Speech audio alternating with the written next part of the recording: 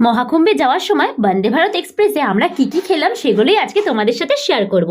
তো সবার প্রথমে তো চলে এসেছিল আমাদের ট্রেন। আমাদের পরপর দুটো ট্রেনই কিন্তু বন্দে ভারত। আর দেখো, ট্রেনে উঠলে আমার এত ঠান্ডা লাগে, আমি শল গায়ে দিয়ে বসে গেছি। আর তারপরেই চলে আসলে আমাদের খাওয়ার ট্রেন, ছাড়তে ছাড়তেই চলে এসেছে টিফিন। তো এখানে ভুজিয়া বা গাঠিয়া যাই বলো সেটা ছিল, টমেটো সস ছিল, আর তারপরে ছিল একটা পপকর্ন যেটা খুবই মিষ্টি ছিল, আর চা যেটা আমার খুব পছন্দের, গরম গরম খাস্তা কচুরি আর ম্যাঙ্গো ছিল, মানে মজা ছিল। তো এরপরে খাস্তা কচুরিটা যেহেতু গরম ছিল, তাড়াতাড়ি করে খেতে বসে পড়েছিলাম আমরা সবাই, কারণ সবারই না একটু খিদেই পেয়েছিল। অনেকটা রাস্তা জার্নি করে এসেছি, হাওড়া আসতেও কিন্তু আমাদের বেশ সময় লাগে। তারপরে আমি খেয়ে নিলাম চা।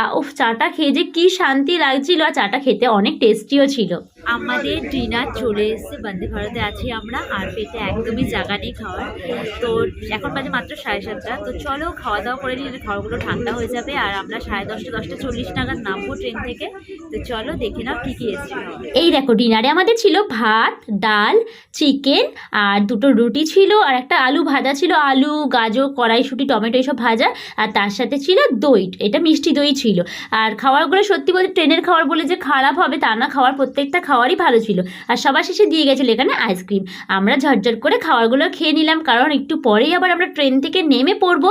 আমরা নামবো পাটনাতে, আবার পাটনা থেকে বারাণসীর জন্য ট্রেন আছে, বন্দে ভারত এক্সপ্রেসই আছে।